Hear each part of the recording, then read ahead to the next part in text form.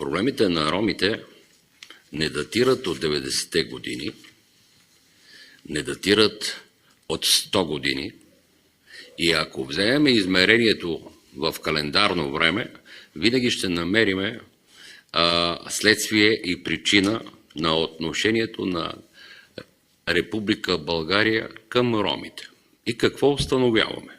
Установяваме, че съжителството на ромските етноси, които са няколко групи, повече от 14 на брой, и за да бъда уважителен към всички тях, бих споменал някои и ако пропусня някоя се извинявам, но ако приемем, че най-голямата ромска общност са ерлиите, след ерлиите, това е ромската група Милет, след Милет идват власи, след власите идват и други традиционни ромски групи в зависимост от техните занаятчийски умения. Констатацията от 1900 година до 1990 година виждаме, че преходът е бил много интересен.